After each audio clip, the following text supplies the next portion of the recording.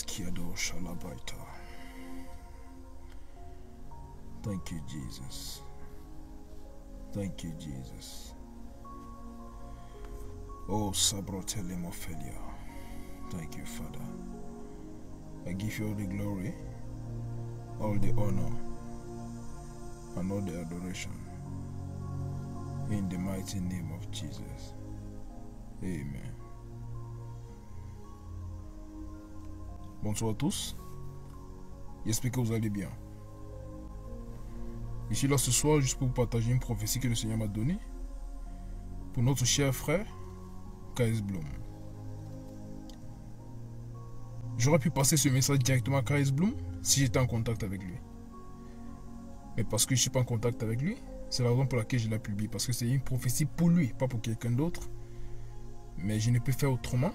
Parce que c'est juste à travers les réseaux sociaux que ce message peut arriver chez K.S. Bloom. Alors si d'une façon ou d'une autre, tu connais ce cher frère, tu peux lui faire parvenir cette vidéo. Parce que voici le message du Seigneur pour notre cher frère K.S. Bloom.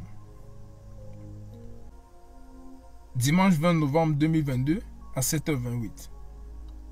Cette nuit, j'ai eu une vision dans laquelle le Seigneur m'a montré des choses dont je vais épargner les détails. Mais en gros, c'était des attaques contre la vie et la carrière de notre cher frère K.S. Bloom. Mon frère connaît Suleiman. Le Seigneur me demande de te dire de faire attention à tes fréquentations. Tu as de l'amour pour tes frères et même le désir de faire d'eux des enfants de Dieu. Mais il ne faut pas autant t'associer à eux, parce que plusieurs d'entre eux ne t'aiment pas comme ils font semblant de le faire, et cherchent juste la faille afin de t'atteindre. Ne dis pas, je le fais pour la culture, c'est mon peuple. Tu pourras mieux les impacter si tu gardes une certaine distance. Parce que plusieurs d'entre eux cherchent juste à t'atteindre et t'éteindre. 2 Corinthiens 6, verset 14.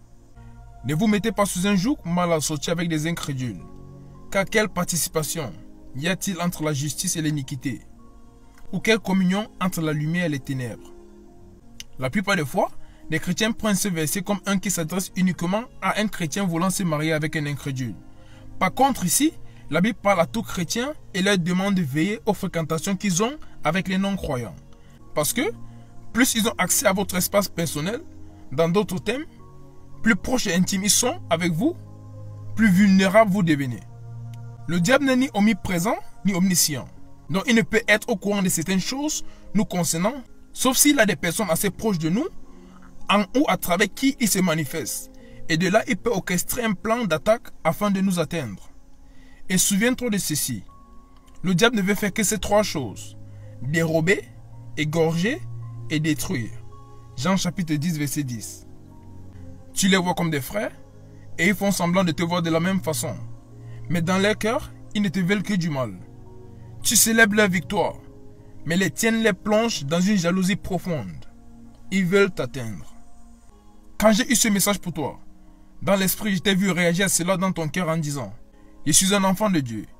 Toute arme forgée contre moi sera nulle et sans effet. J'ai Jésus en moi. Rien ne peut m'arriver parce que je suis protégé. Et le Seigneur m'a demandé de te dire, l'une des façons à travers lesquelles il nous protège du mal, c'est de nous prévenir en avance et nous donner des instructions à suivre pour ne pas tomber dans le piège du diable. Ensuite, il m'a dit, pas toute victoire nécessite un combat. Certaines nécessitent tout simplement de l'obéissance dans l'application d'une parole de sagesse provenant d'un esprit de prophétie. Et voici le verset que le Seigneur m'a donné pour toi, mon frère. Matthieu chapitre 10, verset 16.